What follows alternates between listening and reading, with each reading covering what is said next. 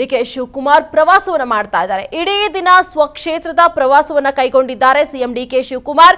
CM ಆದ ಬಳಿಕ ಮೊದಲ ಬಾರಿಗೆ ಕನಕಪುರಕ್ಕೆ ಡಿಕೆಶಿ ಭೇಟಿಯನ್ನ ಕೊಡ್ತಾ ಇದ್ದಾರೆ. 17 ಗ್ರಾಮ ಪಂಚಾಯಿತಿ ವ್ಯಾಪ್ತಿ ಹಾಗೂ ನಗರದ ಪ್ರದೇಶದಲ್ಲಿ ಡಿಕೆ ಶಿವಕುಮಾರ್ ಪ್ರವಾಸವನ್ನ ಮಾಡ್ತಾ ಇದ್ದಾರೆ. ಕ್ಷೇತ್ರದ ಜನರಿಗೆ ಕೃತಜ್ಞತೆಯನ್ನ ಸಲ್ಲಿಸುವುದಕ್ಕೆ ಡಿಕೆ ಶಿವಕುಮಾರ್ ಇವತ್ತು ಬೆಳಗ್ಗೆ 10 ಗಂಟೆಗೆ ಹಾರೋಹಳ್ಳಿಗೆ ಭೇಟಿಯನ್ನ ಕೊಡ್ತಾ ಇರುವಂತದ್ದು. ಬಳಿಕ ಕನಕಪುರ ವಿಧಾನಸಭಾ ಕ್ಷೇತ್ರದಲ್ಲಿ ಡಿಕೆಶಿ ರೌಂಡ್ಸ್ ಅನ್ನ ಮಾಡ್ತಾರೆ. ಸಿಎಂ ಆಗಿ ಅಧಿಕಾರವನ್ನ ಸ್ವೀಕರಿಸಿದ ನಂತರ ಈಗ ಡಿಕೆ ಶಿವಕುಮಾರ್ ಸ್ವಕ್ಷೇತ್ರದಲ್ಲಿ ರೌಂಡ್ಸ್ ಮಾಡುವಂತಹ ಪ್ರಯತ್ನಕ್ಕೆ ಮುಂದಾಗ್ತಿದ್ದಾರೆ. ಇವತ್ತು ಇಡೀ ದಿನ ಸ್ವಕ್ಷೇತ್ರದ ಪ್ರವಾಸವನ್ನ ಕೈಗೊಂಡಿದ್ದಾರೆ ಸಿಎಂ ಡಿಕೆ ಶಿವಕುಮಾರ್. 17 ಗ್ರಾಮ ಪಂಚಾಯಿತಿ ವ್ಯಾಪ್ತಿ ಹಾಗೂ ನಗರದಲ್ಲಿ ಡಿಕೆ ಶಿವಕುಮಾರ್ ಅವರು ಪ್ರವಾಸವನ್ನ ಮಾಡ್ತಾರೆ. ಅವರ ಕ್ಷೇತ್ರದ ಜನರಿಗೆ ಕೃತಜ್ಞತೆಯನ್ನ ಸಲ್ಲಿಸ್ತಾರೆ. ಈ ಸಂದರ್ಭದಲ್ಲಿ ಇವತ್ತು ಬೆಳಗ್ಗೆಯಿಂದ ಸ್ಟಾರ್ಟ್ ಆಗುತ್ತೆ, 10 ಗಂಟೆಗೆ ಪ್ರಾರಂಭ ಆಗುತ್ತೆ ಅವರ ಜರ್ನಿ. ಹಾರೋಹಳ್ಳಿಗೆ ಭೇಟಿಯನ್ನು ಕೊಡ್ತಾರೆ 10 ಗಂಟೆಗೆ. ಬಳಿಕ ಕನಕಪುರ ವಿಧಾನಸಭಾ ಕ್ಷೇತ್ರಕ್ಕೆ ಡಿಕೆ ಶಿವಕುಮಾರ್ ರೌಂಡ್ಸ್ ಅನ್ನ ಮಾಡ್ತಾರೆ. ಅಲ್ಲಿ ಜನರ ಕುಂದುಕೊರತೆಯ ಜೊತೆಗೆ ಇವತ್ತು ಈ ಹಂತಕ್ಕೆ ಬಂದು ತಲುಪುವುದಕ್ಕೆ ಆ ಕ್ಷೇತ್ರದ ಜನರು ಕಾರಣ ಅನ್ನುವಂತಹ ಒಂದು ನಂಬಿಕೆ. ಹಾಗಾಗಿ ಅವರಿಗೆ ಕೃತಜ್ಞತೆಯನ್ನ ಸಲ್ಲಿಸುವಂತಹ ಒಂದು ಇವತ್ತು ಕಾರ್ಯಕ್ರಮ ಇದೆ.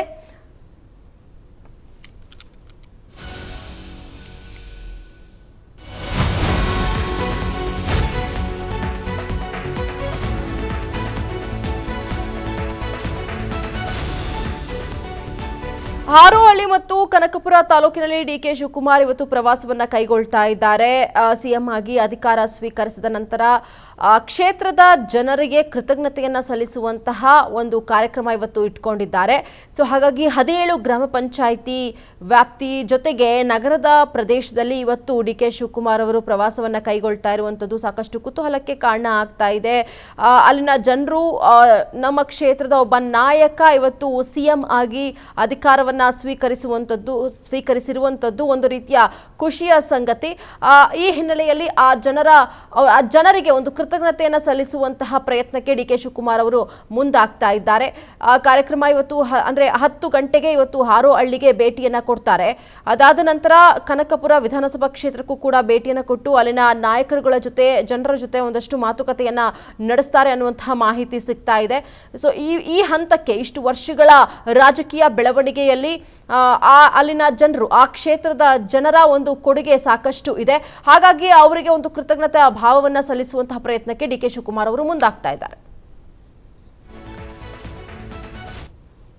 ನೋಡಿ, ಸಿಎಂ ಆದ ನಂತರ ಸಾಮಾನ್ಯವಾಗಿ ಯಾವುದರಲ್ಲಿ ಪ್ರಯಾಣ ಮಾಡ್ತಾರೆ ಅನ್ನೋದು ನಿಮ್ಮೆಲ್ಲರಿಗೂ ಗೊತ್ತಿರುವಂತಹ ವಿಚಾರ. ಹಿಂದೆ ಮುಂದೆ ಕಾರ್ಗಳಿರುತ್ತೆ, ಝೀರೋ ಟ್ರಾಫಿಕ್ ಇರುತ್ತೆ. ಆದ್ರೆ ಈ ಬಾರಿ ಕನಕಪುರಕ್ಕೆ ಪ್ರಯಾಣವನ್ನ ಮಾಡ್ತಿರುವಂತಹ ಡಿಕೆ ಶಿವಕುಮಾರ್ ಅವರು ವಿಭಿನ್ನ ರೀತಿಯಲ್ಲಿ ಪ್ರಯಾಣವನ್ನ ಮಾಡ್ತಿದ್ದಾರೆ. ಮೆಟ್ರೋದಲ್ಲಿ ಡಿಕೆ ಶಿವಕುಮಾರ್ ಅವರು ಪ್ರಯಾಣವನ್ನು ಮಾಡ್ತಾರೆ. ವಿಧಾನಸೌಧದ ಸ್ಟೇಷನ್ನಿಂದ ಡಿಕೆಶಿ ಮೆಟ್ರೋದಲ್ಲಿ ಪ್ರಯಾಣ ಮಾಡ್ತಿದ್ದಾರೆ.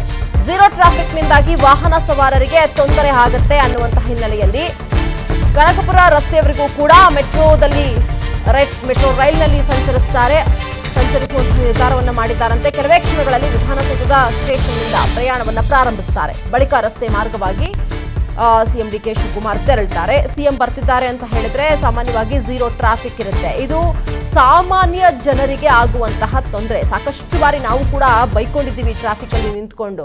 ನೋಡಿ, ಅವ್ರು ಹೋಗ್ತಿರೋದಕ್ಕೆ ನಾವು ಇಷ್ಟೆಲ್ಲ ವೆಯ್ಟ್ ಮಾಡಬೇಕಲ್ಲ, ಪಾಪ ಎಲ್ರಿಗೂ ಹೋಗೋ ಅರ್ಜೆಂಟ್ ಇರುತ್ತೆ, ಆಫೀಸಿಗೆ ಹೋಗ್ಬೇಕಾಗಿರುತ್ತೆ.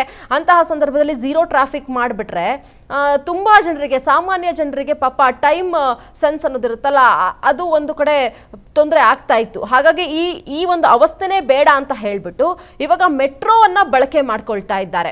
ಸೊ ನಮ್ಮಲ್ಲಿ ಭಾರತದಲ್ಲಿ ಸಾಮಾನ್ಯವಾಗಿ ನಾವು ಗಮನಿಸಿದೀವಿ, ಬೇರೆ ದೇಶಗಳಿಗೆ ಕಂಪೇರ್ ಮಾಡಿದ್ರೆ ನಮ್ಮ ಭಾರತದಲ್ಲಿ ಈ ಪಬ್ಲಿಕ್ ಟ್ರಾನ್ಸ್ಪೋರ್ಟ್ ಅನ್ನ ತುಂಬಾ ಕಡಿಮೆ ಯೂಸ್ ಮಾಡ್ತಿರುವಂಥದ್ದು. ಪ್ರತಿಯೊಬ್ಬರು ಮನೆಗಳಲ್ಲೂ ನಾವು ಗಮನಿಸಿರೋ ಹಾಗೆ ಒಂದಲ್ಲ 2 ಕಾರ್ಗಳಿರುತ್ತೆ, ಇಲ್ಲ 3-4 ಬೈಕ್ಗಳಿರುತ್ತೆ, ಸ್ಕೂಟಿಗಳಿರುತ್ತೆ. ಈ ರೀತಿಯಾಗಿ ಡಿಪೆಂಡ್ ಆಗ್ಬಿಟ್ಟಿದ್ದೀವಿ ನಮ್ಮ ಒಂದು ವೆಹಿಕಲ್ಗಳ ಮೇಲೆ. ಬಟ್ ಆದ್ರೆ ಪಬ್ಲಿಕ್ ಟ್ರಾನ್ಸ್ಪೋರ್ಟ್ ಅನ್ನ ಯೂಸ್ ಮಾಡುವಂತಹವರ ಸಂಖ್ಯೆ ಕಡಿಮೆ ಆಗ್ತಿರೋದೇ ಜೊತೆಗೆ ಜೊತೆಗೆ ಈ ಒಂದು ಟ್ರಾಫಿಕ್ ಅನ್ನೋದಿದೆಯಲ್ಲ ಬೆಂಗಳೂರಿನಲ್ಲಿ ದೊಡ್ಡ ಮಟ್ಟದ ನರಕ ಯಾತನೆ ಅದು. ಸೊ ಹೀಗಾಗಿ ಈ ಸಂದರ್ಭದಲ್ಲಿ ಝೀರೋ ಟ್ರಾಫಿಕ್ ಆಗ್ಬಿಟ್ರೆ ಇನ್ನಷ್ಟು ತೊಂದರೆ ಅನುಭವಿಸುವಂತಹ ಪರಿಸ್ಥಿತಿ ನಿರ್ಮಾಣ ಆಗ್ಬಿಡುತ್ತೆ. ಹಾಗಾಗಿ ಆ ಒಂದು ಸಮಸ್ಯೆನೇ ಬೇಡ ಅಂತ ಹೇಳಿ ಈಗ ಮೆಟ್ರೋ ಮುಖಾಂತರವಾಗಿ ಅವರು ಕನಕಪುರದವರೆಗೂ ರೋಡ್ವರೆಗೂ ರಸ್ತೆವರೆಗೂ ಕೂಡ ತಲುಪುವಂತಹ ಪ್ರಯತ್ನಕ್ಕೆ ಮುಂದಾಗ್ತಾ ಇದ್ದಾರೆ. ಕನಕಪುರ ರಸ್ತೆವರೆಗೂ ಕೂಡ ಮೆಟ್ರೋ ರೈಲ್ನಲ್ಲಿ ಸಂಚರಿಸ್ತಾರೆ. ಇನ್ನು ವಿಧಾನಸೌಧದ ಸ್ಟೇಷನ್ನಿಂದ ಅವರು ಹತ್ಕೊಂಡು ನಂತರ ಕನಕಪುರ ರಸ್ತೆವರೆಗೂ ಕೂಡ ಮೆಟ್ರೋದಲ್ಲಿ ಸಂಚಾರ ಮಾಡಿ ಅದಾದ್ಮೇಲೆ ಬಳಿಕ ರಸ್ತೆ ಮಾರ್ಗವಾಗಿ ತಲುಪ್ತಾರೆ ಅನ್ನುವಂತಹ ಮಾಹಿತಿ ಸಿಗ್ತಾ ಇದೆ. ಇದರ ಬಗ್ಗೆ ಮತ್ತಷ್ಟು ಮಾಹಿತಿಯನ್ನ ಕೊಡ್ತಾರೆ ಹನುಮಂತರಾಜು. ಈಗ ಫೋನ್ನಲ್ಲಿ ಲೈವ್ ಅಲ್ಲಿ ಕನೆಕ್ಟ್ ಆಗ್ತಾ ಇದ್ದಾರೆ. ಹನುಮಂತರಾಜು, ನಾವು ಗಮನಿಸಿದ್ದೀವಿ ತಮಿಳುನಾಡು ಮುಖ್ಯಮಂತ್ರಿ ಆಗಿರುವಂತಹ ವಿಜಯ್ ಅವರು ಈ ರೀತಿಯಾದಂತಹ ಒಂದು ಪ್ರಯೋಗವನ್ನ ಮಾಡಿದ್ರು, ಝೀರೋ ಟ್ರಾಫಿಕ್ ಇರಬಾರದು ಅಂತ ಹೇಳಿ. ಈಗ ಡಿ.ಕೆ. ಶಿವಕುಮಾರ್ ಅವರು ಒಂದು ರೀತಿಯ ಝೀರೋ ಟ್ರಾಫಿಕ್ ಆಗುವಂತಹ ಪರಿಸ್ಥಿತಿ ಬೇಡ, ಸದ್ಯಕ್ಕೆ ಮೆಟ್ರೋದಲ್ಲಿ ಪ್ರಯಾಣ ಮಾಡುವಂದ್ರೆ ಪಬ್ಲಿಕ್ ಟ್ರಾನ್ಸ್ಪೋರ್ಟ್ ಅನ್ನ ಯೂಸ್ ಮಾಡಬೇಕು ಅನ್ನುವಂತ ಸಂದೇಶ ರವಾನೆ ಮಾಡಿದಂತೂ ಕಂಡು ಬರ್ತಾ ಇದೆ. ಏನ್ ಸಿಗ್ತಾ ಇದೆ ಡೀಟೇಲ್ಸ್? ಎಸ್ ಮಾನಸ, ಏನು ಡಿ.ಕೆ. ಶಿವಕುಮಾರ್ ಮೊದಲ ಬಾರಿಗೆ ಮುಖ್ಯಮಂತ್ರಿ ಆದ ನಂತರದಲ್ಲಿ ತಮ್ಮ ಸ್ವಕ್ಷೇತ್ರಕ್ಕೆ ಕೃತಜ್ಞತಾ ಸಮರ್ಪಣಾ ಪ್ರವಾಸ ಹಮ್ಮಿಕೊಂಡಿದ್ದಾರೆ. ಇದರ ಅಂಗವಾಗಿ ಸದಾಶಿವನಗರದಿಂದ ಏನಾದರೂ ಕನಕಪುರಕ್ಕೆ ಝೀರೋ ಟ್ರಾಫಿಕ್ನಲ್ಲಿ ಏನಾದ್ರು ತೆರಳಿದ್ರೆ ಸಾಕಷ್ಟು ಸಾರ್ವಜನಿಕರಿಗೆ ಹಾಗೂ ಪ್ರಯಾಣಿಕರಿಗೆ ಸಾಕಷ್ಟು ಸಮಸ್ಯೆ ಉಂಟಾಗುತ್ತೆ. ಇದರಿಂದ ಮುಂದಿನ ದಿನಗಳಲ್ಲಿ ಸಮಸ್ಯೆ ಆಗುತ್ತೆ ಅಂತೇಳಿ ಈಗ ಮೆಟ್ರೋ ಅಂಬೇಡ್ಕರ್ ಮೆಟ್ರೋ ನಿಲ್ದಾಣದ ಮೂಲಕ, ವಿಧಾನಸೌಧ ಬಳಿ ಇರೋ ಅಂಬೇಡ್ಕರ್ ಮೆಟ್ರೋ ನಿಲ್ದಾಣದ ಮೂಲಕ ತಮ್ಮ ಝೀರೋ ಟ್ರಾಫಿಕ್ ಅನ್ನು ನಿಯಂತ್ರಣ ಮಾಡಿ ಮೆಟ್ರೋ ನಿಲ್ದಾಣದ ಮೂಲಕ ಕನಕಪುರ ರಸ್ತೆಗೆ ಎಂಡ್ ಆಗುತ್ತೆ, ರೇಷ್ಮೆಗೂಡು ಅಲ್ಲಿನವರೆಗೂ ಸಹ ಮೆಟ್ರೋದಲ್ಲಿ ಸಿಎಂ ರವರು ಪ್ರಯಾಣ ನಡೆಸಿದ್ದಾರೆ.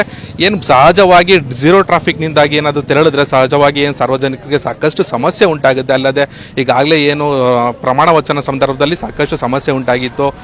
ಸಾಕಷ್ಟು ಝೀರೋ ಟ್ರಾಫಿಕ್ ಆಗೋ ರಸ್ತೆಗಳನ್ನು ನಿರ್ಬಂಧ ಮಾಡಿದ್ರು. ಇದರಿಂದ ಸಾಕಷ್ಟು ಸಾರ್ವಜನಿಕ ಪ್ರಯಾಣಿಕರಿಗೆ ಹಾಗೂ ಸಾಕಷ್ಟು ತೊಂದರೆ ಉಂಟಾಗಿದ್ರಿಂದ ಇದನ್ನು ಮನಗಂಡಿರೋ ಸಿಎಂ VIP ಕಲ್ಚರ್ನ ಬದಿಗೊತ್ತಿ ನಾನು ಸಹ ಸಹಜವಾಗಿ ಜನರ ಜೊತೆ ಬರಿಬಲ್ಲೆ ಅನ್ನೋದು ಕಾನ್ಸೆಪ್ಟ್ ಅನ್ನ ಇದೀಗ VIP ಕಲ್ಚರ್ನ ಹೊರತುಪಡಿಸಿ ನಾನು ಸಹ ಜನರ ಜೊತೆ ಬರಬಲ್ಲೆ ಅನ್ನೋದನ್ನ ಈಗ ಮನಗೊಂಡಿರೋ ಸಿಎಂ ಅವರು ಈಗ ನಮ್ಮ ಝೀರೋ ಟ್ರಾಫಿಕ್ ಅನ್ನ ಹೊರತುಪಡಿಸಿ ಮೆಟ್ರೋದಲ್ಲಿ ಪ್ರಯಾಣ ಬೆಳೆಸಲಿದ್ದಾರೆ. ಇದಾದ ನಂತರದಲ್ಲಿ ಸುಮಾರು 10 ಗಂಟೆಗೆ ಆರೋಹಳ್ಳಿಗೆ ತಲುಪ್ತಾರೆ. ಅಲ್ಲಿಂದ ಸುಮಾರು 17 ಗ್ರಾಮ ಪಂಚಾಯತ್ ಕ್ಷೇತ್ರ ಒಳಗೊಂಡಂತೆ ನಗರ ಪ್ರದೇಶನ ಒಳಗೊಂಡು ಸುಮಾರು ತಡರಾತ್ರಿ 9 ಗಂಟೆವರೆಗೂ ತಮ್ಮ ಪ್ರವಾಸವನ್ನು ಕೈಗೊಂಡಿದ್ದಾರೆ. ಮಾನಸ, ಹನುಮಂತರಾಜು, ನಾವು ಗಮನಿಸಿದ್ದೀವಿ ಡಿ.ಕೆ. ಶಿವಕುಮಾರ್ ಅವರು ಸಚಿವರಾಗಿ ಶಾಸಕರಾಗಿ ಅಲ್ಲಿನ ಜನರು ಅಂದ್ರೆ ಕನಕಪುರದ ಜನರು ನೋಡಿದ್ರು. ಬಟ್ ಈಗ ಒಬ್ಬ ಮುಖ್ಯಮಂತ್ರಿಯಾಗಿ ಅವ್ರನ್ನ ನೋಡ್ತಾ ಇದ್ದಾರೆ. ಈಗ ಹೋಗಿ ಆ ಕ್ಷೇತ್ರಕ್ಕೆ ಭೇಟಿ ಕೊಡ್ತಾ ಇರುವಂತದ್ದು ಹೇಗೆ ಸಕಲ ಸಿದ್ಧತೆಗಳನ್ನ ಮಾಡ್ಕೊಳ್ತಾ ಇದ್ದಾರೆ, ಅವರಲ್ಲಿ ಉತ್ಸಾಹ ಹೇಗಿದೆ ಅಂತ ಹೇಳಿ ಡೀಟೇಲ್ಸ್ ಕೊಡೋದಾದ್ರೆ? ಎಸ್ ರಮ್ಯಾ, ಇದಾಗಿ ಮೊದಲೇ ಬಾರಿ ಹೇಳಿದ್ರು ನಾನು ಸಿಎಂ ಆಗಿರೋದು ಜನರಿಗೋಸ್ಕರ, ಇದು ಚೇರ್ ಇರೋದು ಕಾರ್ಯಕರ್ತರಿಗೆ ಹಾಗೂ ಜನರಿಗೋಸ್ಕರ ಇರೋದು, ಇದು ಸಿಎಂ ಚೇರು, ನಾನು VIP ಕಲ್ಚರ್ನ ಮುಂದುವರಿಸಲ್ಲ ಅಂತ ಈಗಾಗಲೇ ಸ್ಪಷ್ಟವಾಗಿ ಡಿ.ಕೆ. ಶಿವಕುಮಾರ್ ಅವರು ಹೇಳಿದ್ರು. ಇದೇ ಮೆಟ್ರೋ ಪ್ರಯಾಣ ಬೆಳೆದ ನಂತರದಲ್ಲಿ ಹಾರೋಹಳ್ಳಿಗೆ ಸುಮಾರು 10 ಗಂಟೆಗೆ ಹೋಗ್ತಾರೆ. ಅಲ್ಲಿಂದ ತಮ್ಮ ಸ್ವಕ್ಷೇತ್ರಕ್ಕೆ ಕನಕಪುರಕ್ಕೆ ಸುಮಾರು 17 ಗ್ರಾಮ ಪಂಚಾಯತಿ ವ್ಯಾಪ್ತಿ ಸೇರಿದಂತೆ ನಗರ ಪ್ರದೇಶದಲ್ಲಿ ಸುಮಾರು 17 ಪಾಯಿಂಟ್ಗಳಲ್ಲಿ ತಮ್ಮ ತೆರೆದ ವಾಹನದ ಮೂಲಕ ಬೃಹತ್ ಮೆರವಣಿಗೆ ಮೂಲಕ ಡಿ.ಕೆ. ಶಿವಕುಮಾರ್ ಅವರು ತಮ್ಮ ಪ್ರಯಾಣವನ್ನು ಬೆಳೆಸಿದ್ದಾರೆ. ಅದಾದ ನಂತರದಲ್ಲಿ ಒಂದು 5-6 ಪಾಯಿಂಟ್ಗಳಲ್ಲಿ ತಮ್ಮ ತೆರೆದಂಥ ಸಾವಿರಾರು ಕಾರ್ಯಕರ್ತರಿಗೆ ತಮ್ಮ ಮುಖ್ಯಮಂತ್ರಿ ಆದ ನಂತರದಲ್ಲಿ ಕೃತಜ್ಞತಾ ಸಮರ್ಪಣಾ ಮನೋಭಾವವಾಗಿ ಅಲ್ಲಿ ಸೇರುವಂಥ ಜನರಿಗೆ ಕುರಿತಂಥ ತಮ್ಮ ಭಾಷಣವನ್ನು ಮಾಡಿದ್ದಾರೆ. ತದಾದ ನಂತರದಲ್ಲಿ ಮಧ್ಯಾಹ್ನ 10 ಗಂಟೆಯಿಂದ 1 ಗಂಟೆವರೆಗೂ ಒಂದು ಶೆಡ್ಯೂಲ್ ಇದೆ. ತದಾದ ನಂತರದಲ್ಲಿ 3 ಗಂಟೆಯಿಂದ ಸುಮಾರು 7 ರಿಂದ 9 ಗಂಟೆವರೆಗೂ ಮತ್ತೊಂದು ಶೆಡ್ಯೂಲ್ ಇದೆ. ಈ ಎರಡೂ ಶೆಡ್ಯೂಲ್ನಲ್ಲಿ ಕನಕಪುರದ ಜನರ ಪ್ರವಾಸ ಕೈಗೊಂಡಿದ್ದು ಅವ್ರ ಉದ್ದೇಶಿಸಿ ಮಾತನಾಡಿದ್ದಾರೆ. ರಮ್ಯಾ, ಓಕೆ, ಥ್ಯಾಂಕ್ ಯು ನಿಮ್ಮೆಲ್ಲ ಡೀಟೇಲ್ಸ್ಗಾಗಿ.